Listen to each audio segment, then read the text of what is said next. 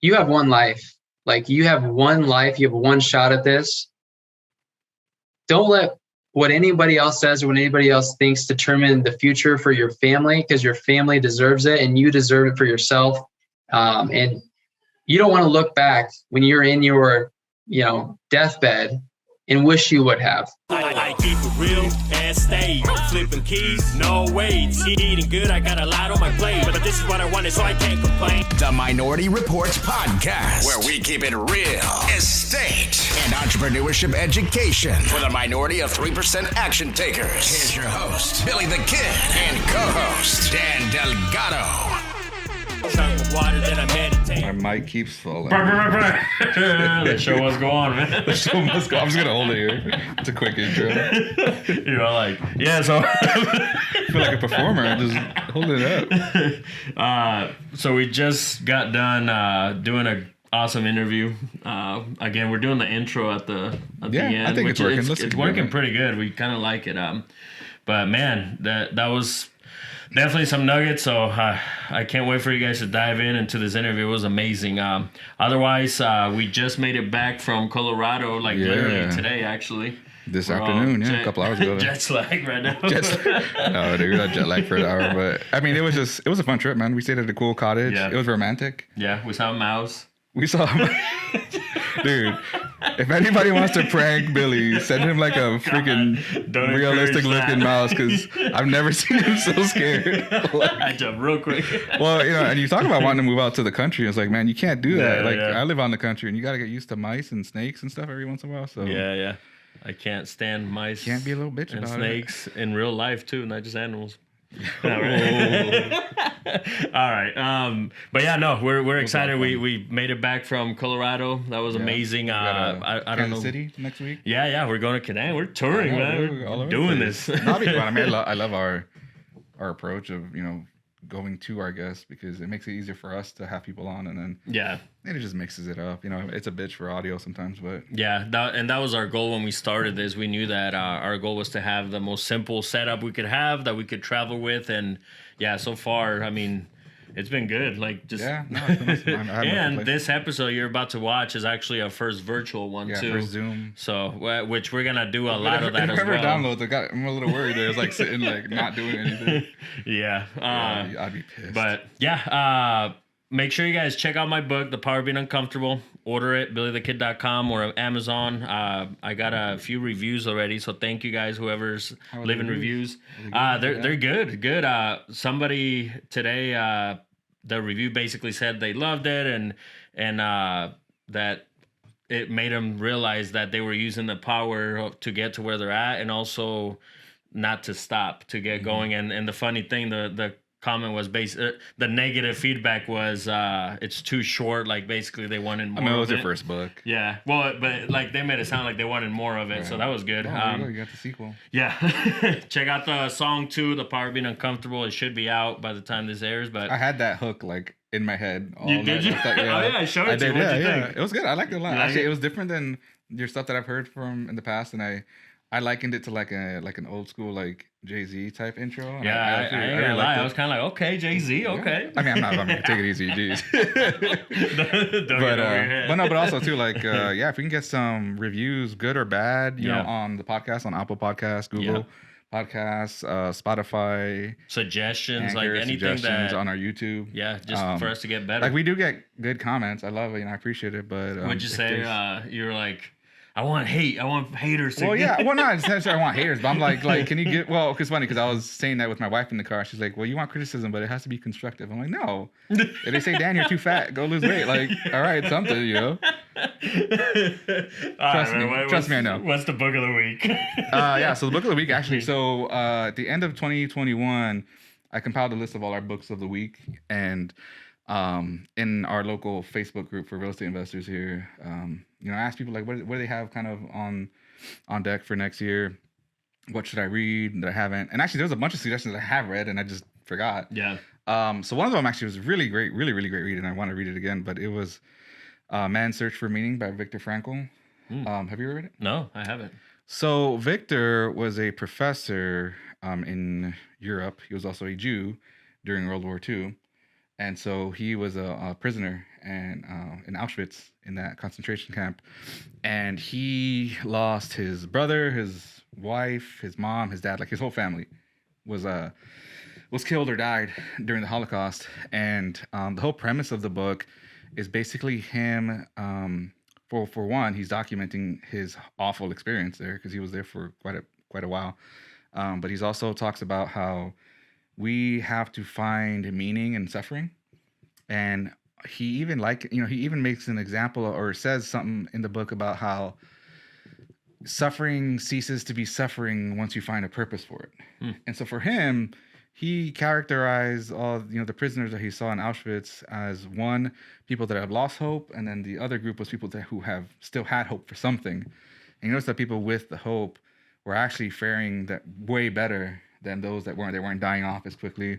And so a lot of that has to do with the attitude that people had towards that or towards their situation. So what his hope was, I mean, obviously his family was gone, and he loved being a professor. And I want to say he was a professor of psychology. He was hoping to use that experience in Auschwitz for lectures in the future. So he's still, I mean, he's beaten, he's starved, he's probably cold, and like all sorts of things are happening to him, but he still has hope of teaching in the future. And so for him, that's what it was. That's what was keeping him going. And he mentions that it almost made his experience there objective. His suffering was objective now because it was part of a bigger plan, not so much just him suffering for the sake of suffering and complaining about it. But I mean, it's a very small book. It's a super short book. But another thing I want to highlight in there is he talks about the gap between a stimulus and a response. And that gap in between those 2 points in any given situation is where people, I think what he calls it is like man's last freedom. And it's your freedom to choose your attitude in any given circumstance. And I mean, you love it, dude. It's so much mindset. I'm gonna have to check it out. And like I said, it's not like our typical book of the week. There's it's self-improvement, but it has nothing to do with money or anything like that. It's more so about realizing that you have the option to choose how your attitude or choosing your attitude towards any given situation. And if you can find purpose in it, or if you can find your why, like, today we were talking with Michael, like that was one of his big things, is to remember why you started. So with Victor's book, he really goes into the importance of finding the meaning in things and how they can actually make your suffering easier. So I like it. Man's Search for Meaning by Victor. I don't know if it's Frankl or Frankel, but yeah, it's an old book, and obviously he made it out alive and was able to write a book about it. But yeah, it's a fantastic book, and I can't remember who suggested it, but someone in the group did. So thank you for reminding me. Nice, about that one. That's awesome. All right, man. Well, you ready? Yeah, man. What do we have today? Woo! Let's get to it. I didn't even give you a chance. I didn't even give it a minute. I feel weird, right? That is so weird. Like, you scoot over. This is the first time that we're like doing this on Zoom, so it's kind of weird just sitting right next to you. But man, so we have the man, the myth, the legend. How you doing? Let's go, man. I'm doing phenomenal. You guys look good out there today. Man. So if you could run down, just tell our listeners basically a quick rundown of your story. Where are you from? Where were you born? And all that good stuff. And then we'll work our way up. Cool, man. So, yeah, I am born and raised in Nebraska. Grew up in small town USA, a town that most people probably have never heard of. And went to high school and was told to go to college to get a good job, just like, the people who I'm around were supposed to do. Mm-hmm. So that's what I did, man. I went to Lincoln, Southeast Community College to be precise, studied nutrition there. I graduated, took me 4 years though, a little longer than I should have. And got a job, man, working at the hospital, and found out really quickly after kind of the student loans started coming in, the checks were not enough really to cover my bases at all. In fact, after I purchased my first house, I had 3 cents left in my bank account. And at that point in time, is it really hit me. I'm like, man, there's got to be more. There's got to be more to life than this. I can't be doing this. That house was for yourself. Correct. Okay. Yep. Correct. And so I kind of jumped ahead here, but I just wanted to kind of let people know that, hey, here's where I started. Here's where I led up to, because this is just what I was told to do. And it just wasn't happy. I just wasn't fulfilled.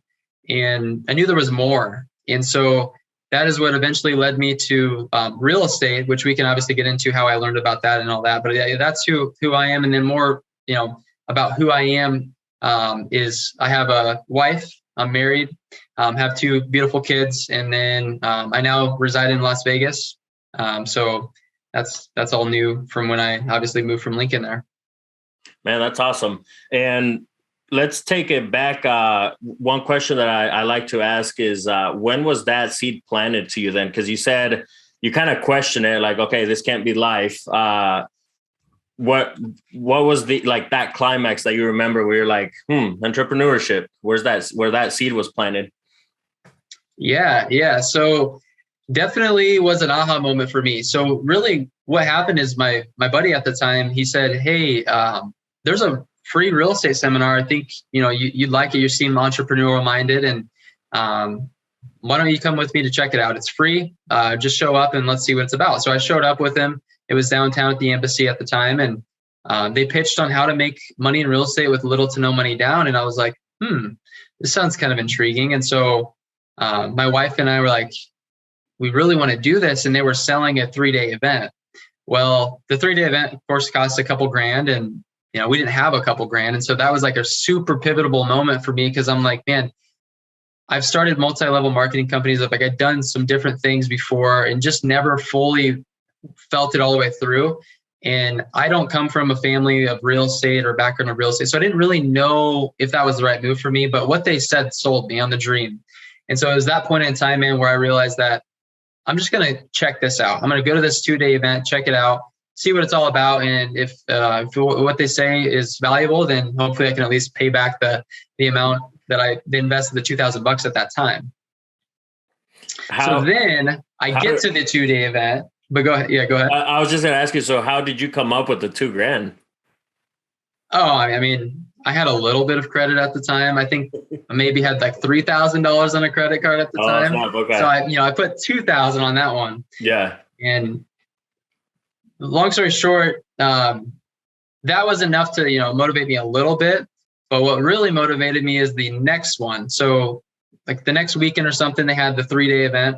Mm-hmm. My buddy and I actually split that cost. So I paid for it, trusting him to pay me back. I'll be damned if he didn't, man. I was kind of worried about it. I'm not going to lie. We get there and he's all pumped. He's all geared up. He's an entrepreneur already. He owns a lawn care business. And at the end of the event, they said, hey, if you're going to do this, you need a mentor. Like, you need guidance and coaching, and you need to go all into this. And we're like, well, what's that mean? And they're like, well, here's a $20,000 package. I think would be a great fit for you. I'm like, I don't have $20,000. And they're like, well, let me show you how to get $20,000. And like, I had like a decent credit score at the time. So I went to the back of the room, and these people literally raised $50,000 for me out of thin air. And basically completely bizarre. They applied for credit on my behalf. So they were acting as a lender. I got approved. They ran the credit. They paid for the program. And that was my introduction to real estate. Well, as ironic as that was that they did that, I just yesterday got a letter in the mail saying that they weren't supposed to do that. And I actually got a refund check for like a few $100. Oh, shit. Because they actually like got in a bunch of like trouble for doing that. But no, it's just crazy in hindsight. Like, all of these people had no clue how to get credit, had no clue what they were doing, but these companies were helping them raise money. And so long story short, I had $22,000 after that event on credit cards, and I didn't know how to do real estate completely yet. Man, scary. That's amazing. What I love about the story is how you bet on yourself. It reminds me of like the whole, you touched on like the school thing where people will get in debt for, $100,000, and years later, they're not even using whatever they went to school for. And they're more scared to bet on themselves with something like what you did. So what did you learn from that after, like, I mean, you had to learn something, like what was that, like the push that you needed? Like what happened? It was definitely the push. I mean, talk about motivation. So I get home from that event. My buddy actually pushed me to do it. He's like, man, I don't have the credit, but like, we should do this. We'll just split it. I'm like, okay, like, obviously I got to call my wife. This is a pretty big, deal here.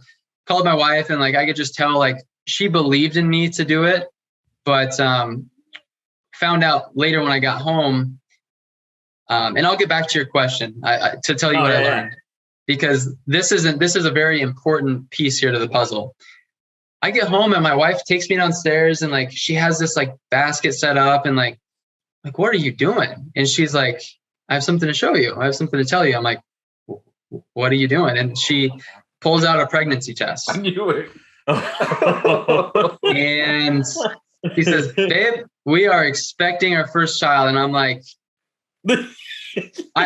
I'm literally like a deer in the headlights. I'm like excited, right? Because I'm going to be a dad, but I'm like freaking out because I have $20,000 on credit, and I've never made, even at that time, probably more than $20,000 in a year, which is pathetic, but it's just the truth and the reality. And so that was the pivotal moment right there, obviously, right? But what I learned at the event, man, was just how to find off-market deals, but also how to do the old school approach before it got too saturated, and that's find a bunch of properties on the MLS. Because I mean, obviously, you guys have had some success with doing that. We have, and we still do, but it's definitely not our main bread and butter. But what I found really quickly is that in 2018 is when I got started. I made so many offers on the MLS, man. It was so painful. Like, I was out there lowballing offers and like just not having any luck getting anything accepted. I'm like, there has got to be a better way. And so they teach you like the guerrilla marketing stuff, like the bandit signs, the Craigslist ads, all of the guerrilla marketing tactics, direct mail and stuff like that. But just wasn't having a whole lot of success. And I failed forward for a few months, and randomly, ironically enough, I still had about $25,000 to spend on the credit cards. I get a phone call from the coaching program. Hey man, like, how's it going? Just checking in. We know you invested this money. And I'm like, I gotta be honest, like, this is hard. Like, I'm taking a lot of action, not having a whole lot of success. And they're like, I know exactly what you need. Oh gosh. You need a one-on-one mentor. And I'm like, well, what's that include? What's that entail? He gave me the spiel. He's like, well, you got to come out here to this event. Like, you get on a bus tour, and like, you get all this like cool stuff, basically. Right. And long story short, I'll be damned, man, if they didn't sell me on another $25,000 mentorship. So now I'm completely maxed out. So the motivation is at an all-time high. Yeah, love it. $50,000 on credit. Don't know how I'm going to pay it back. And I think I had 60. So I think I had still a little bit for marketing. Real quick, before you continue, so the story where you left off with your wife, after she showed you the pregnancy test, what happened with the question for the initial 20? What happened with the like how did that come? Like, how did you bring it up after that pregnancy test? So she said I could do it, because I called her and I basically said, like, hey, I'm at this event. This is going to sound crazy, but I'm about to make a very, very big investment. And I called it an investment. We all know it's an expense, but it's my tuition to real estate investing. Yeah.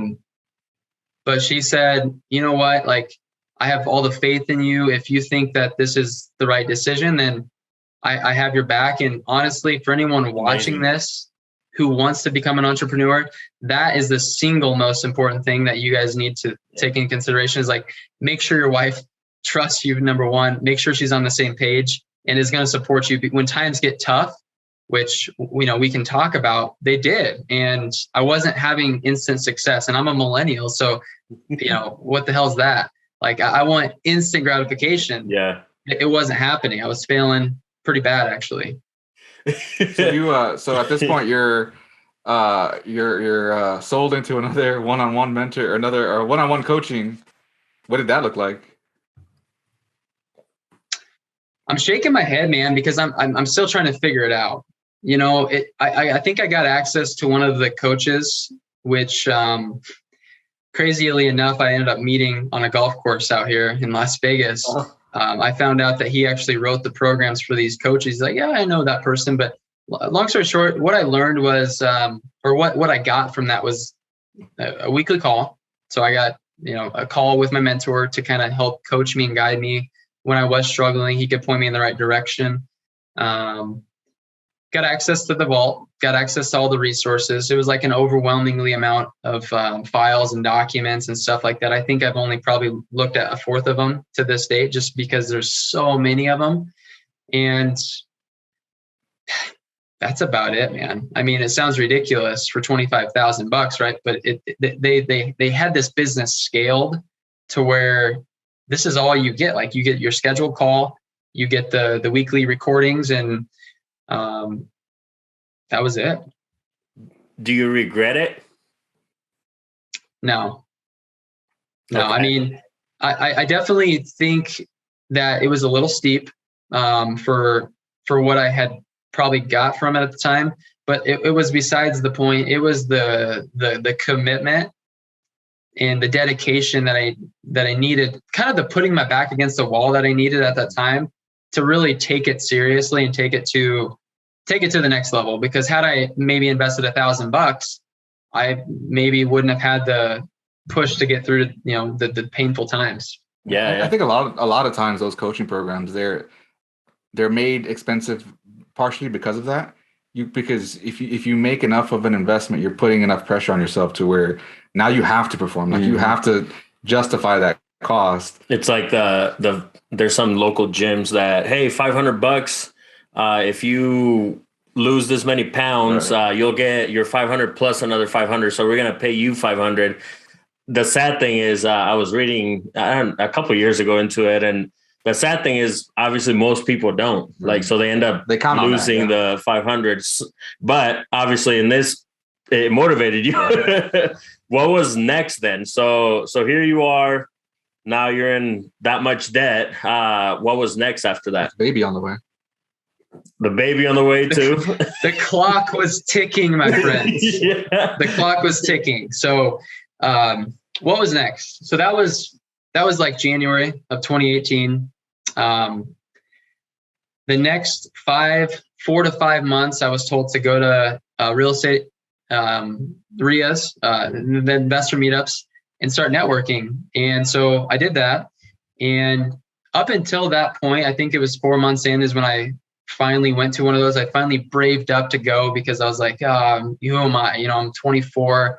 These guys are going to laugh me out of the room. But what I found at those events is everyone was like more than willing to help and in giving. And so I actually met a guy who was kind of helping mentor some people at the time, and he still is today. And he told me that he wanted to help me and basically mentor me, because my $25,000 mentor wasn't enough. So long story short, I met with him for coffee, and I paid him $2,500 to mentor me as well. And I needed the in-person one-on-one to see it. So walk properties with me, run numbers, know what to look for, how to market, those types of things. And so that was next. And that's when I finally started to get a good feel for actually how to do the business. And so invested in the mentor. And then, about 6 months in, I finally contracted a property. Man, what I love about your story, Michael, is how you literally put it all in, and even more than what you have or what you had at that time. I love that you put all, basically you gambled it all, right? The education part. Can you elaborate a little bit more on how important it is to get a coach or get mentor, just education overall? It's everything, man. So, I mean, there's two different paths you can take in life. You can, like a seller, when they sell to us for a discount, they can pay for the speed and the convenience of that transaction, or they can, list the house and sell it for retail, and that might be fast as well. But there's two different paths. You can take the slow path and figure it all out and struggle for years to say, I mean, there might be people still who watching this. And in fact, I know, because I met some of the people through the program, $100,000 into debt from these education programs, and still showing up to them and still struggling and not having any success. And I feel for them, because like, oh my gosh, like that's brutal. But the importance of the mentor is like, learn from their mistakes. They know the ropes. They're going to help expedite that process. And man, I'll tell you, like, as soon as I found that, all of a sudden things just started clicking. Things just started making sense. Connections started happening. And that's powerful, extremely powerful. Before we continue with that, if you could let our audience know where you at now, how does your portfolio look like? And then even like some of the numbers, because it's the beginning of 2022, even the numbers that you did last year, which were impressive based on social media, if you could give us that rundown, and then we'll kind of go back. That way people know how great you're doing. Yeah, man. So, I mean, every year since then is we've had year over year growth. The first year I was on my own, just figuring it out, and made more money part-time than I made at my full-time job, which wasn't a lot. But it was enough to make me think, I'm onto something here. Like this makes sense. 2021, we did 85 deals, and those were either a combination of flipping properties, wholesaling, and then some buy and hold properties. And so, through those 85 deals last year, we kept a handful of them. Part owner in a 12-plex in Lincoln, own a duplex in Omaha, and then a handful of single-family rentals. I think we're up to 22 units. And so that's where we're at today. That's amazing. I remember, I don't know, a few years ago, two stories. One, when I met you at one of the houses that you were showing, and this was years ago, like probably 2018, probably. And I just remember thinking you were super young, which you're still super young, which is amazing. And that's why I wanted to fast forward so people hear obviously how successful you have been. And then we've talked on the phone a few times as well. And I remember talking to you when you were kind of 1 foot in, 1 foot out of your job. Can you talk to us about that moment when you made the jump? And from what I remember at that time, you were just focusing on wholesaling, right? Like you didn't have a portfolio, right? Yes. And in fact, I haven't held a lot of properties. I mean, it kind of almost makes me sick to my stomach, as crazy as it sounds, to think how many properties I've flipped and how much money that I've left on the streets, all these deals that we've done. But I think everything happens for a reason, because I just wasn't in a place financially to be able to feel good about keeping them. But what I know now, obviously, I probably could have. But what was going through my mind when I quit my job? Is that your question? I'm sorry. Yeah. And basically, and what was that like? Because I remember part of it was fear, obviously. So if you could talk to our listeners about how important it is to make that leap, basically. Yeah, and how absolutely. you did it. Yep. So here's the transition of that. So I just got a new job, actually. My wife just had the baby a few months prior to this new job. And the factor that pushed me over the edge to get the job is I was going through self-development. I was getting up at graveyard hours. I mean, I was getting up at like 3:30 in the morning. I literally thought I was invincible for a while, getting up at 3:30, working until 5:30, getting home, having dinner for an hour, and then going and cold calling. And my wife came to me one day and she's like, "You can't keep doing this. Like, you look like you're 40 years old. Your eyes are bloodshot. You look like you're half dead." And she's like, "You got to quit your job." I'm like, "What do you mean? Like, what do you mean I have to quit my job?" I was like, "We don't have like this figured out yet." And she's like, "Well, the only way you're going to figure this out and truly believe, like understand if you're going to be having full-time success is if you just dive in and go for it." I'm like, wow. Like, looking back, it gives me chills thinking about, because honestly, I didn't believe in myself. Like, she believed in me more than I believed in myself at that time. And that was the ultimate proof that was the success. That was the turning point. And so how are we going to do that? Well, I was making just enough money to basically cover our bills. and we had a house. Luckily, the market appreciated. We had a little bit of equity. And so she's like, why don't we just sell the house? I'm like, what? Like, where are we going to go? She's like, well, I don't know, but we'll figure it out. I'm like, okay, I'm listening. And then she's like, well, my sister lives in Las Vegas. Why don't we just move to Vegas? I'm like, hold on a second. Like, I'm just like, it's one step in front of the other right now, right? And the bottom line is, life was moving fast for you. It was moving fast, man. Like, had a baby. Yeah. She tells me to quit my job. I actually listened to her. We put our house on the market a couple months later after we got our ducks in a row. And that was it, man. We put it on the market. It had an offer and it was accepted. And we were like, okay, well, now we got to find a place to live temporarily. And the day, I'll never forget it, man. The day that we picked up that, I think it was like a $20,000 check from selling the house, just enough to give me the cushion that I needed to figure real estate out, is the day that I put my 2-week notice in. As soon as it hit my bank account, 2 weeks were in, I was out of there. I was on vacation to Vegas to start checking places out. And I'll tell you what, man, that was definitely the turning point in real estate for me. That's amazing. So how did you're at this point, you're doing, a lot better on your wholesaling, I guess, at that point. And at that point, when now you're going to continue to do business out of Nebraska, but you're gonna live in Vegas. What was going through your head? I'm like, okay, like now another challenge of like investing remotely or from, long distance investing. Like, how did that kind of process through your head? It didn't.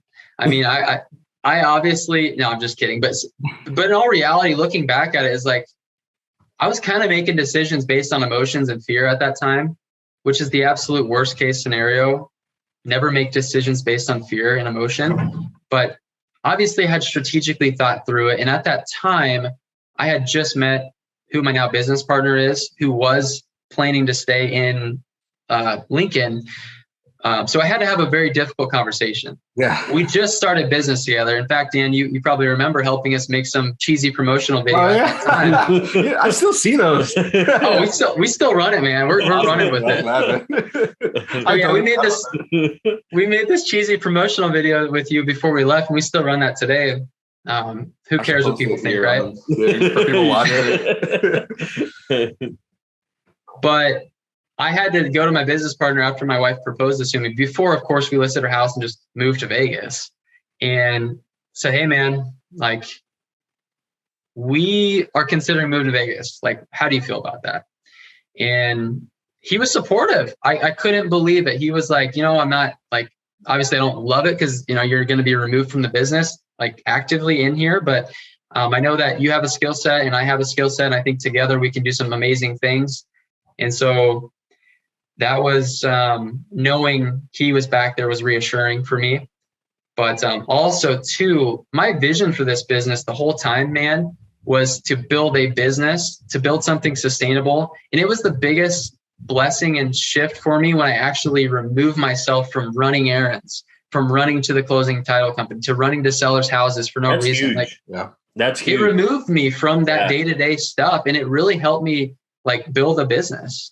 You didn't have a choice, like a lot of, because we talk about it all the time on the show of the technician, manager, and the entrepreneur, and that's a great point. So basically you had no choice but to remove yourself. So right now where you're at, and I probably already know this answer, but if you wake up tomorrow and your bank account is at $0, what's your next move? Seminar.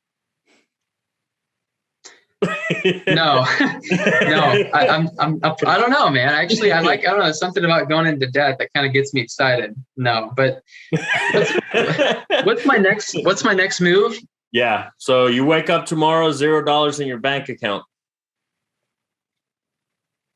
I'm finding the biggest and baddest investor in the market, and I'm going to call him up and I'm going to tell him why he needs my help in his business. And I'm going to go add so much value to his business to where he's going to basically hire me or find a way to pay me because I'm going to basically bring value to his business, and start learning the ropes of what somebody who's already been there, done that has done. And that's the power of learning from somebody else and not reinventing the wheel yourself. I love that. Love it. So nowadays, what does a normal day look for you? Like, what's your, what do you focus on? So we talked about you removing yourself from the actual operation, but so what's your daily day looks like? Well, is my business partner going to watch this? No, I'm just kidding. No, I'm just kidding. No, man. I mean, family's important to me. So like my wife and I always try to spend at least an hour or two in the morning together, which I think everyone should, because that's important. But for the most part, I'm 2 hours behind Central Time. We have a daily meeting with our team. So basically what the team looks like now is I have an acquisition manager. I have a disposition manager who also helps us with transactions. And then I have kind of like a tech guy, website guy who also helps out with a lot of different things that we do. I'm still kind of the marketing behind our business. I have VAs and people delegated, but for the most part, I am just building relationships, continuing relationships for marketing aspects. And then, aside from that, it's really just being support for my team. So for example, our sales guy was on a property appointment today in Omaha. He called me up because, he had to make the final decision. Hey, should I do this? And the answer was yes. He got the contract, but it's just being there for like decisions like that, like financing, calling, lenders if needed, and those types of conversations. It's other than that though, I mean, it's pretty free, pretty loose. Now I'm passionate about helping others learn the business and showing others. So I spend a little bit of my day networking with other people as well. And that was my next question to you was, if somebody's listening to right now, to you or to this show right now, and they have no idea what to do, what is the advice you would give somebody to get to where you're at with the marketing and the wholesaling and all that? Definitely don't be afraid to reach out to people and find a mentor. Maybe it's not even a mentor. Maybe it's somebody who you can just like put yourself in a room with who's doing deals. I think it's important to surround yourself with others who are doing deals in real estate. If you start having conversations like that, more than likely that's going to rub off on you. You're going to start to get the terminology and start to understand how this business is done. And then, take action, invest in yourself. You mentioning, not being afraid to ask, it does remind me that, Michael took me up on an offer for me to take him out to lunch when I first started in this deal. And I want to say when I had messaged you, you were one of like 20 people that I'd messaged. And then like only three responded. Michael was one of them. And there was another one that like we made an appointment and everything, and the guy just never showed up. And then there was another one where the guys like couldn't make it, but then we like never rescheduled. But I do remember when you were still at your day job when you and I spoke. And I just remember like, for me, it was impactful because I was like, okay, this guy's like me. Like he has a day job, you have a family, you have responsibilities. And there's always that fear of like, oh God, I have to take care of these bills. But like listening and watching you speak about what you were up to at that time, he was just so full of hope. Like, I don't think I could have done anything to talk you out of what you were doing, Yeah. And I do think it is really important for people, we Bandy, by this point, we had him on our podcast. He had, he really pushes not being afraid to ask for things, because that's how you're going to get ahead, is asking the questions or asking for whatever. Obviously you don't want to just ask and not provide value at the same time, but especially when you're beginning, I think people like us love to talk about this kind of stuff and love to help people out. There's very, very few investors that I've met that don't like just talking about it, And so, yeah, it's really important. So I do want to like stress that, anyone that hasn't made that move yet, just, and as corny as it sounds, I know people are like, oh, they hate when they're like, oh, let me pick your brain. I mean, maybe don't word it that way, but like, a cup of coffee or something like that. I think most people will take you up on it. And now, like, since he was so gracious to me, I always make sure that I pay that forward. And so I think it does have a ripple effect. Yeah, I agree. That's a really good point, man, because I've heard that before. And my wife actually, I think she kind of despises me for this quality. Is sometimes I'm like Mr. Nice Guy. Sometimes I'm like over the top, like always giving my time to other people. She's like, give more time to me, you know, which now I've realized that I need to.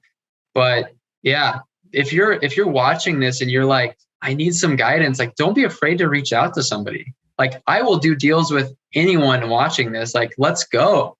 You know what I mean? Because why not? Like if we can all benefit from this, then why not? And people, I think, have a conception that investors are just kind of like the word investor is kind of scary, right? I think people who are just getting started might be intimidated by investors. But what I found is, like Dan said, they're all like us. Like they're just like us. They just want to help. They just want to give back. They just want more and abundance in life. And there's nothing wrong with that, to be able to reach out and have conversations. Is that where you're heading? Do you have coaching programs available? Or is that something that, or do you have it now, or is something that you're going to do in the future? And is it $20,000? 25. He's like, I need to pay back the original. The goal is 100. Okay. No. There you go. No.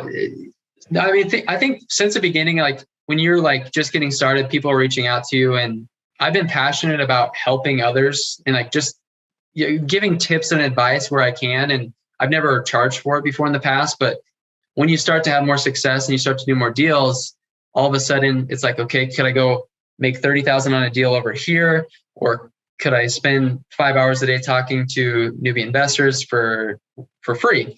And as much as I like to do the free option, my time is obviously worth some money now. And so I do have, I just put this together actually as just a course for somebody who's just looking to get started in real estate, or somebody who wants to take the real estate business that they have and scale it and learn all the ins and outs, all the tedious back behind the scenes stuff. So I put a course together for that people could definitely check out as well. Speaking of, you mentioned deals earlier. How are you guys financing your deals? It's a good question. We are using a lot of bank financing. However, we do have some private money relationships, people who have lazy money, who don't want to be as active in real estate. So we have a handful of those relationships. Obviously looking for more of those. And in the beginning, it was a lot of hard money. We use a lot of hard money in the beginning because sometimes it's expensive, but would you rather make money and do the deal or not? And it's funny because when I do kind of explain how he always jokes with me that I'm like the king of OPM, like I don't want to use my money, but I like not using my own money because I feel like I have more pressure on myself to not lose someone else's money than if it was my own. But yeah, that's like you just kind of have to. Yes, it's expensive, but like you said, if you work your numbers right, and if it still makes sense at the end of the day, and you work quickly enough, that's probably the biggest thing is speed, because you don't want to be paying that interest payment every month. I always tell people, I'm like, yeah, it's expensive, but you can either do it or just sit and keep thinking about how expensive it is and never get anything done. It's like we've talked about it before too, where once it's all said and done, whatever much you made, even if it's not this huge quantity, but it's like, hey, at least it's more than what you had previously. Right. And especially if you use OPM, then who cares? Yeah. What type of investors are you looking for? So if there's anybody out there listening interested in investing with you. I mean, I would say it's really anybody who has money in bank accounts that they're not doing anything with. And for right now, I mean, especially retirement funds, like if you have a retirement fund that's just sitting there, not earning you more than a few % interest, then there are other avenues to make much higher interest in real estate that I would definitely recommend having conversations with active investors who obviously have a track record and can take good care of your money. But yeah, those are the type of people, working professionals, retired, whatever point in their life, maybe they inherited a bunch of money. I mean, it really doesn't matter as long as, you can trust who you're giving your money to. Mm-hmm. And how do you structure that with them? So as of right now, every one of those is based on a per property basis. So they're actually lending the money based on the actual deal itself. Our investors trust us. They don't even care to see the deals information, but I send it to them anyway. So what it is it's a deed of trust and it's a promissory note. They're the lien holder on the property. So that way, when we sell the property, they have to be paid off before we can sell the property. So essentially, they get their principal plus their interest. I love it, love it, love it. So you have all these different avenues in real estate that you're working in right now. So out of, the wholesaling, the buy and hold, the small multifamily that I guess that'd be large already, large multifamily that you're a partner in. What is your favorite out of all that? That's a good question. I mean, my favorite is going to be changing. I was just talking to somebody about this because we can all tell ourselves these stories. Dan, when I first met you, I wanted to be the biggest and the baddest wholesaler in the state of Nebraska.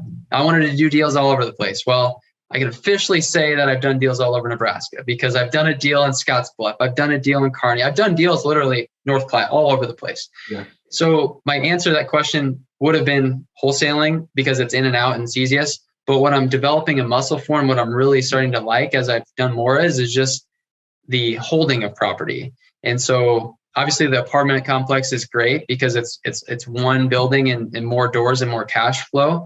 So that is what I'm liking the most of right now. And that's what I'm focused on the most coming in this year. So I'm definitely looking for multifamily properties. And what's your take on, since you do both, hold or flip?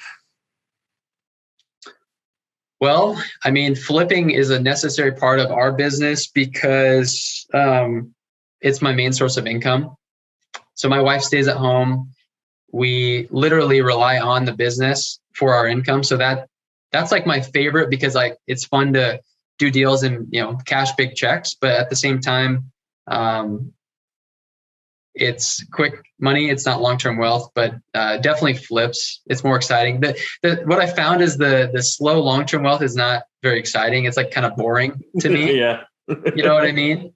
But it's obviously wealth building, which is what I'm out for. That's why I got into real estate in the first place. Have you been active at all in investing in Vegas since you've been out there? Not really. So I've done deals in Vegas. I've never purchased a property besides my primary residence. Just wholesaled. Yep. Just wholesaled and starting to get more active as far as networking and relationships out here. But tell you what, it's a different ballgame. When you're spending, we'll call it $7,000 a month on Google advertising, and every seller you're talking to is talking to Open Door and OfferPad, and they're offering $10,000 above estimate price, it's pretty dang hard to compete with that, the hedge fund money. So I stopped doing that because it just wasn't giving me the return on investment that I was looking for. It's not to say that the deals aren't out here. In fact, one of my friends just did a 6-figure wholesale, wow, in Vegas. So I mean, the deals are out there. It's just we're hyper focused and we have a system. We know what's working the best, and that's where all of our eggs are for right now. How did you scale to do more than Lincoln, we'll say? Because I mean, you're buying in other states now and all that good stuff. So how does that look like? And also even with the rentals that you currently have in your portfolio, how do you manage those? Do you have a manager? Okay, so I'll answer this. How do you scale in multiple states?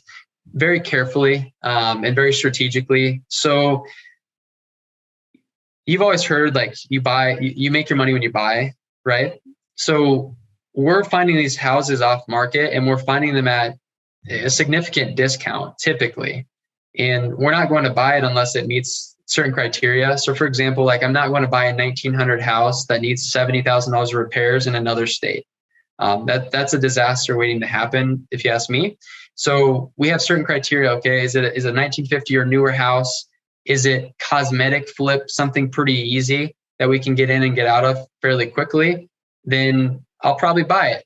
Is it in a small town or is it in a major city? Well, if it's in a small town, unless it's like one I did in Sloan, Iowa, which we can talk about if you guys want to, is a pretty cool deal, then I'm probably not going to buy it. But if it's in a big city, I'll buy it. So for example, like last year we bought a 1950 ranch in Sioux Falls, quick flip, bought it and basically cleaned it out and put it on the market and sold it.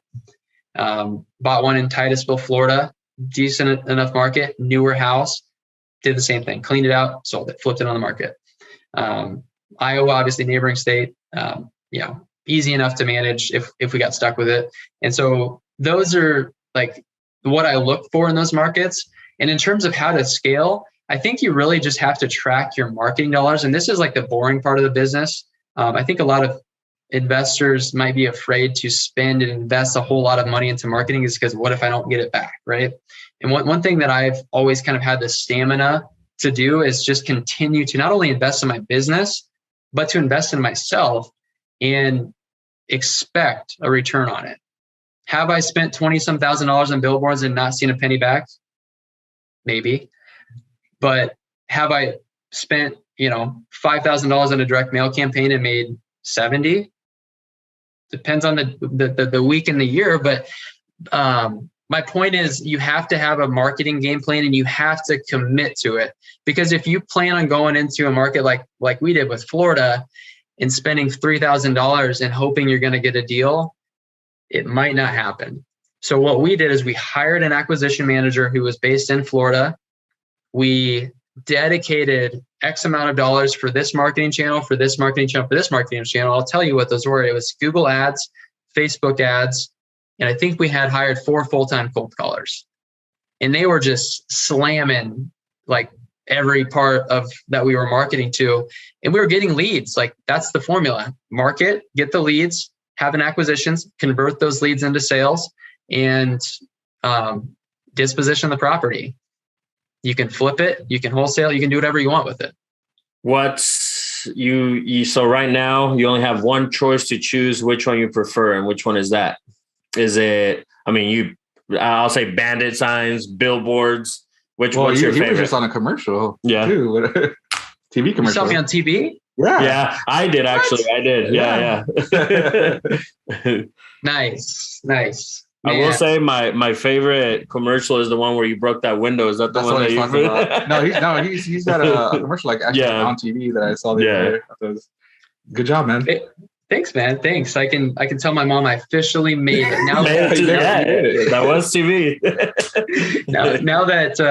Now all my friends from high school, all the people I used to work with, they see me on TV. I've been doing real estate for 4 years and doing deals, but now that I'm on TV, I am successful. Yeah. Congratulations on your success, man. And by the way, I'm kind of kidding, but also at the same time, I do appreciate people who reach out to me who I haven't seen for a long time, but it's just really fun. It's funny and exciting at the same time. It's like, okay, you just saw my commercial. And it's funny because I always like remind people of that because it's like with me, I'm a rapper, right? So people expect me to pull up. You're a rapper. Well, right, but I'm saying people. Well, I'll tell you what, I found out this weekend that if he gets pressure to freestyle in a very important meeting, he won't do it. I froze. I will do it. I just They asked me to freestyle on a podcast and I just froze, but I failed.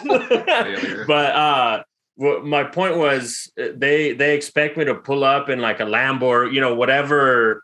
And it's funny because it's like, well, my bills are paid and I actually do get royalties for my music. So people need to change that. You could be, if let's say you wanted to be an author and that's your dream, it's like write a book. And if that book creates enough income for you to live in a studio, not even a 1-bedroom apartment, but a studio, and you're paying your bills, you made it. You know what I mean? So it took for you to be on TV so I love it. What's been your favorite, form of marketing then, since you're head of marketing for your partnership? So it's really tough because like we track the numbers, and that's an important piece to scaling. Is like you're going to find out that this marketing channel might have worked really well in 2019, but it's really saturated in 2022. So my favorite marketing channel in 19 is different than it is today, but I'll tell you what it is today. My favorite marketing channel is Google Ads. Are you guys taking notes? No, I'm sure. He said TikTok. No, I don't even. Yeah, I could see you doing it. That's what's funny. Yeah. I could see you doing it. that's out of my comfort zone, but we'll see about it one of these days. Uncomfortable. You need to read my book too, bro. But yeah, because you can go into any market, you can go to any part of the country, and you can get instant leads, people who have rose their hands and said, yes, I'm ready to sell my house today. And they're motivated.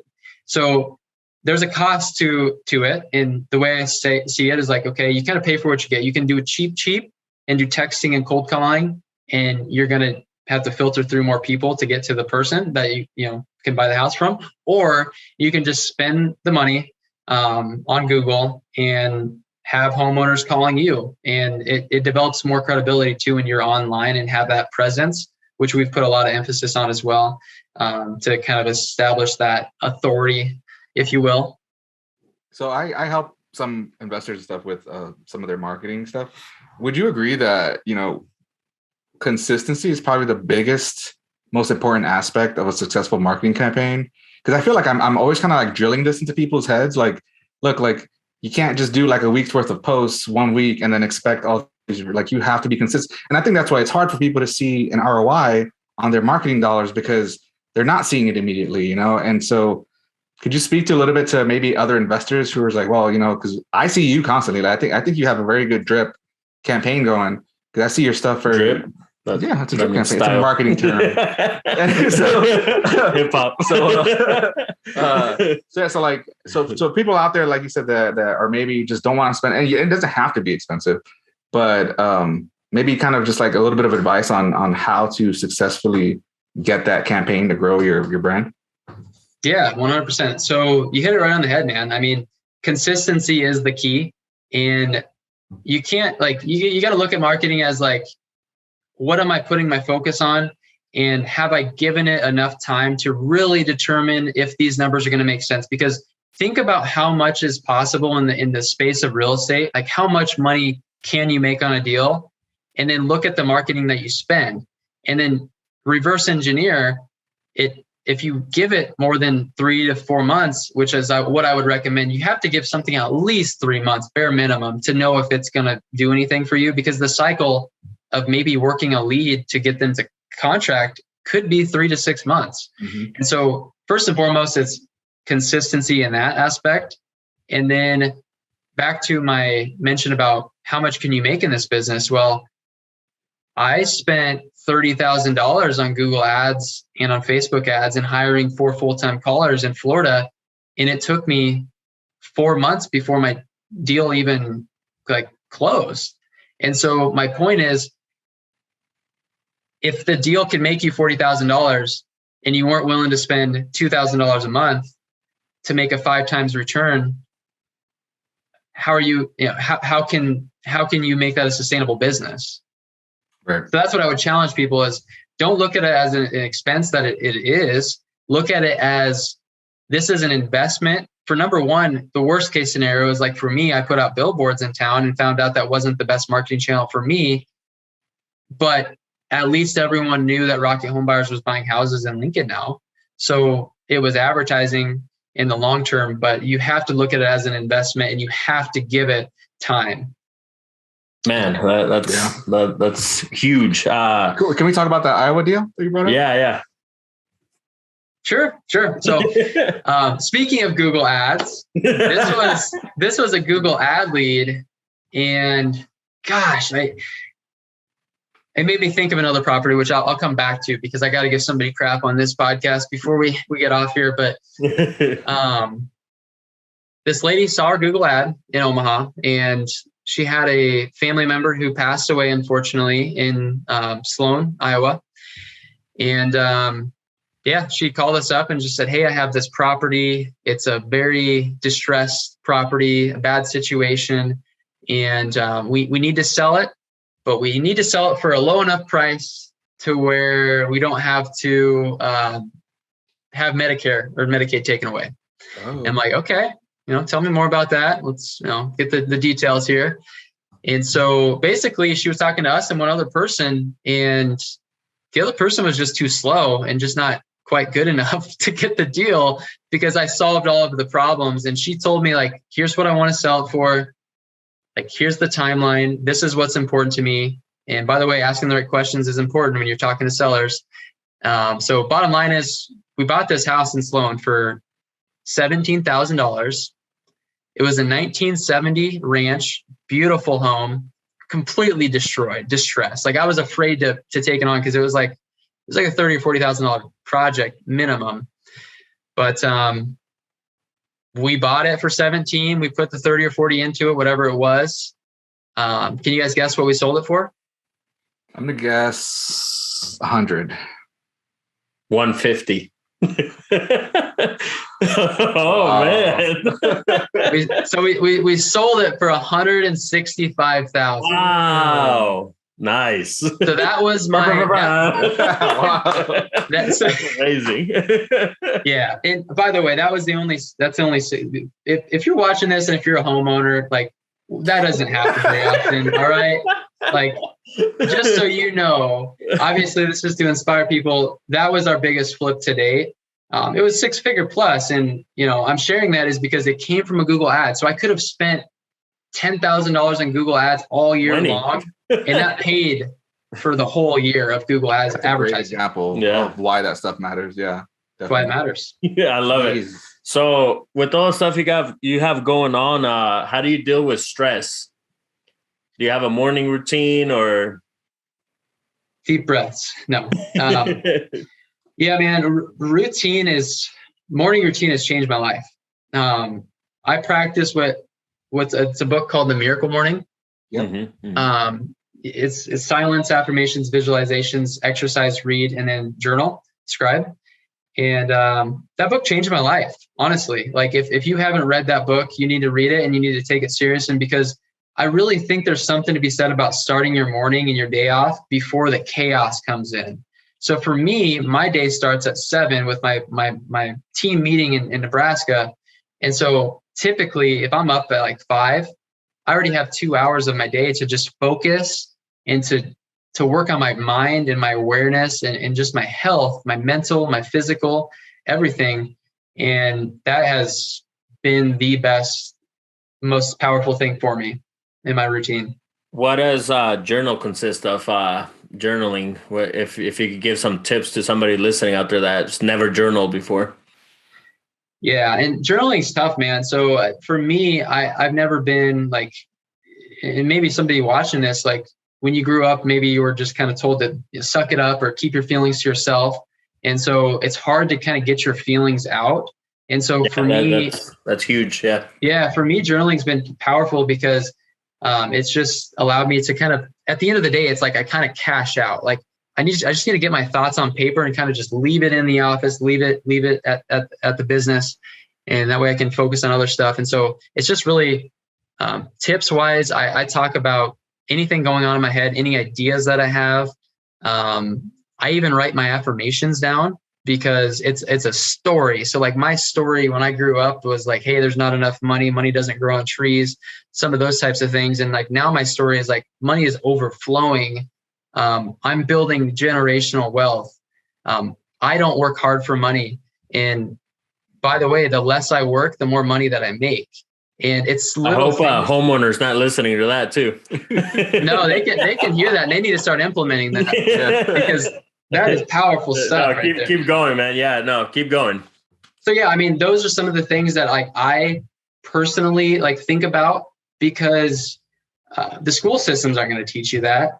They don't teach this stuff in schools, and that's why there's a common trend when you hear like successful people talk about this type of stuff is because it's that important to trick your mind to truly believing that anything is possible. Anything. No, I love that you brought that up. I've been talking about this quite often. I don't know. I think I told you. I don't know if I said it on a show or not, but basically, we got a pool last summer right in our backyard, and I was just giving that example of somebody I went out with to coffee with, and it kind of like reminded me how basically, you know, with my single mother, for example, any light that was on, hey, turn that off because the bill's going to be high, or the water bill, right? All these bills, which totally makes sense, right? Where we're coming from. I'm not bashing it or at all. Right.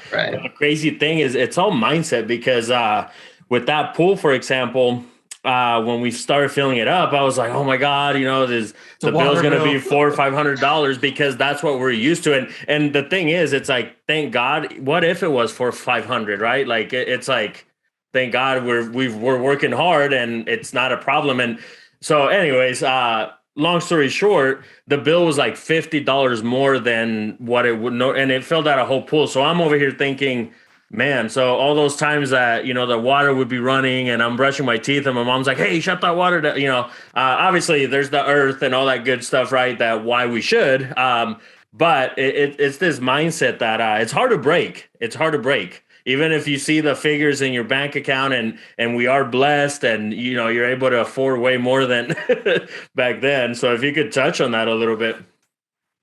Absolutely, man. So I just think it's important for people to realize where everyone comes from, which is, I love your story, Billy, like coming from where you came from and everything like that. And so like I grew up in a small town, 350 people in the only trailer park in town that had 6 trailers.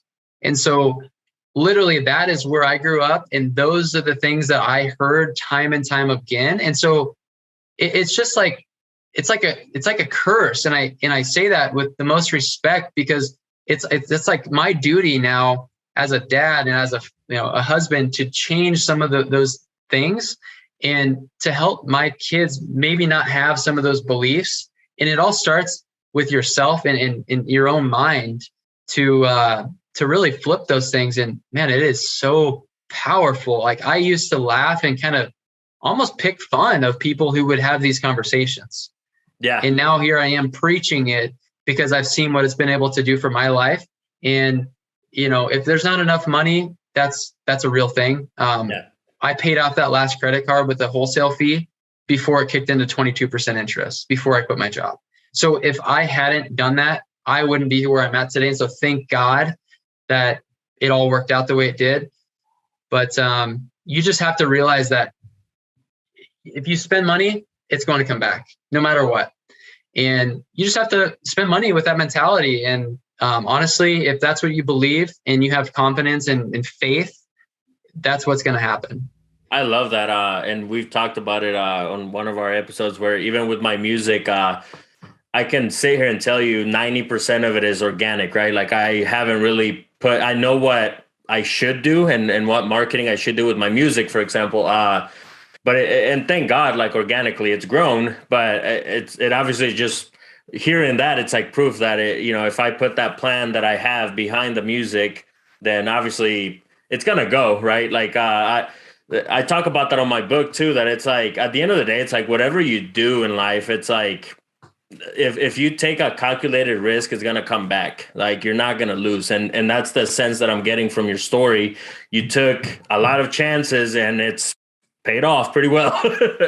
So my other question that I would like to ask you is, what's a book that changed your life besides the one we talked about already? What's one that comes to life or to your mind that's your favorite? Or oh man, honestly, I don't like whoever's watching this. Don't like judge me for talking so much about money. But were you in your underwear? Just sorry. No, now people listening to the audio are gonna want to go to the YouTube and see if it's really true. So this isn't real estate specific, but I have 2 books that it's about money and it is about success tips and secrets. This one is one that I was just gifted. It's called Money Attraction Secrets. And I just posted about it. Yeah, I just posted about it. I'll give you your flowers right now. I wrote it on my list when you posted it. So nice. I haven't checked it out yet, but yeah, man. So like, I just read that book and it was like super powerful because it's like just like belief. It's a belief system, right? I think if you can get your belief system right, nobody's stopping you. Like you're totally not invincible, but if when I got started, if I would have listened to Dan's like, man, this guy is very optimistic. What is he thinking? He's in for a treat, right? if I would have started listening, and not Dan, you didn't say that obviously, but if I would have started listening to people who family members, you told me. I'm just saying, right? But like if I would have started listening to family members and coworkers, and like I had coworkers pick fun at me, like, pipe dream, right? Like this is a great pipe dream for you. Or my boss said, I'll never forget it. Real estate's risky. Are you sure you want to do that? That's a risky business. And what I would say to anyone is if you believe in yourself and you get your mind right, nothing is stopping you. Like you decide, you make that commitment and you just go for it because you deserve it.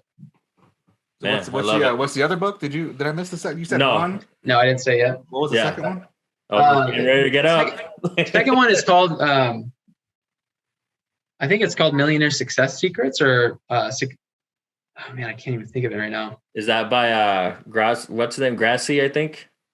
Dean Graziosi. Yeah, yep. That's a great book. Go ahead. Yeah, that's it, man. I mean, those are some books like that one I read recently. But Millionaire Success Habits is a really. I got both actually. Now that I think about it, but I did the audio version and. I guess I never picked up the actual physical, but I did let a couple of people borrow it actually. So it's been around too. It's a great book. So I'll check that one out. Yeah, I'll check. I think I might have it back and you could borrow it. Okay. So before we wrap things up, I wanted to give some time to your podcast too. Like you host your own podcast. We haven't really talked about it. Can you talk about that a little bit? Yeah, absolutely. So I started a podcast about a year ago. I've had some very, very powerful guests on. One of them I think he's done, I don't know. I can't keep track. I can't keep up. It's like Colin Schwartz, right? Like you look and it's like another 250 units every other week. Yeah. Shout out to Colin, man. It's crazy. Shout out to Colin, man. But so I do have a podcast. I've rebranded a little bit as I've grown. I've realized that I don't want to intermix it with my home buying company. So at first it was called Rocket REI. I recently just changed it and it's called The Virtual Millionaire Show. Ooh, and so I have a YouTube channel and I do live streams on there, these type of formats. And man, I just love having conversations like this and interviewing people who have done a lot more than I have. So yeah, it's fun. Yeah. Love it, man. Well, hate to leave, but we got to wrap it up. You probably have your babies to go to. So we always ask the same 3 questions at the end of the show. It's just more for wisdom for anybody out there listening, which, this whole show has been full of wisdom. So love it. But the first question that I have for you is if you were to look at your younger self and where you were kind of stuck, and what would be some advice you would tell yourself now? I think it's you have one life. Like you have one life, you have one shot at this. Don't let what anybody else says or what anybody else thinks determine the future for your family, because your family deserves it and you deserve it for yourself. And you don't want to look back when you're in your, deathbed and wish you would have. And so for anyone who's scared, entrepreneurship is scary. Like, go for it. Like, go for your dreams. You deserve it. So that's what I would tell my younger self. And I wish somebody had told me that sooner, actually. Yeah, I love that. That was powerful. I felt it. Now I'm going to start running out of my baby. Did you hear my son cry? He heard it too. Oh, did he? Yeah. Nice. So my next question is, if there's a 3-step success or 3-step formula to success, what are the 3 steps? So number 1, I think is find your niche. Find your niche. What do you want to be known for? What do you want to be great at? Find somebody in that niche. Number 2, who can guide you, who can mentor you, and who's doing it, who's living proof of it, and go all in on it. Invest every hour you can into that craft and perfect it. Because if you can get really good at it, you're going to be unstoppable. And like, you have a skill set that nobody can take away from you. And so if you do those 3 things, I think that's like that's a good 3-step success. Man, yeah, love it, love it. And the last question that I have for you is, if you were to write a book, what would be the title and or theme of it? Wow, that's a good one, man. I have never thought of that.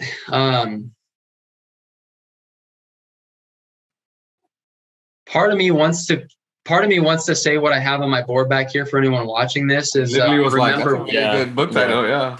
Yeah, remember why you started. So like the biggest thing for me, growing up where I grew up at, and like hearing what was normal versus what I know now, was just like realizing that you deserve it. So like I would want to write a book about just helping people break through those beliefs and truly digging down to like why you're doing what you're doing.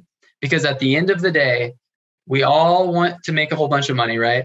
But we make all this money and we come back home just defeated and tired and angry to basically give our family the leftovers after we've killed ourselves all day long. And they were the whole reason we were doing it in the first place, right? So why are we doing this in the first place? That's what I would talk about, because I think that's powerful. Yeah, that's good. And that freedom, is why I did what I did, to have the freedom. And like I said, it goes back to that whole materialistic thing where it's like, I'd rather drive whatever car, but I have the freedom to go anywhere, right? I could travel wherever, again, that's the mentality that society has given us. So it sounds like you're definitely killing it on the right path, obviously, and can't wait to see. And I guess what is next? We kind of touched a little bit, but what before we kind of wrap things up, what's next for you? Like what you got going on? Yeah, man, I want to take a lot of people on a journey with me by helping more individuals. And so like my goal is I want to be able to help 100 people get their first deal, maybe get their business scaled to where they can actually step out of it. So I want to be able to help people on their real estate journey. So that's like my next, I think, phase, and something I'm passionate about. But then really from there is just like financial freedom. Like, income is great, but how can we now turn that into passive income? So it's really just about buying long-term investments, and I think multifamily is the way to do that. Yeah, love it, love it. Is there anything that our listeners or viewers can bring to you that would be of value to you right now? Send me all of your deals. That would be awesome. No, I'm just kidding. But seriously, if you have deals, let's do some deals together. No, I mean, listeners, like we talked about earlier, we are seeking, obviously more investors. We can only come up with the money for so many properties. And as we continue to grow, we wanted to do 100 deals this year, but, with some restrictions of capital, obviously, that would be helpful, right? People who are sitting there with lazy money is what I call it. Who want to put that money to work. And then, yeah, I mean, other than that, I don't need anything. I just love, meeting people and connecting. And so if you're listening, feel free to reach out to me. I'd be happy to chat and provide any guidance or whatever on your journey. And where can people connect with you or learn more about you? Yep. So Instagram, it's Michael Buys Houses. And I have a YouTube channel. It's the not the singer, so the Michael McDonald. That's my YouTube channel. On that YouTube channel is where we talk all things real estate. Like I said, the Virtual Millionaire Show is the podcast, and then those are the few most common places to find me. Man, this has been amazing. A lot of definitely. I look forward to listening to it myself once it's all ready to go. But we want to thank you for coming out and actually being our first official guest virtually. Virtual Millionaire. Here we go. Yeah, we've been trying to line it up to go to Vegas. We'll have to do that anyway. Once we're out in Vegas, man, we're definitely gonna have to take the mics and just hit record out there too. Why not? For sure. Yeah. We left so much. Obviously, it's hard to put it all together in 1 hour, or it's been a little bit over. But thanks for your time, and we really appreciate it. So anybody out there listening, make sure you guys follow him, and then make sure you guys subscribe to our YouTube. I was going to say Instagram. Follow us on Instagram too, the Minority Report Podcast, and everywhere else podcasts are available. So again, thank you, and we'll see you. Baby, let's get it. My hand to please don't segregate. Dressed in a suit, I can't relate. Minority Report, can't ignore being rich from poor and your credit score. My hand to please don't segregate. Dressed in a suit, I can't relate. Minority Report, can't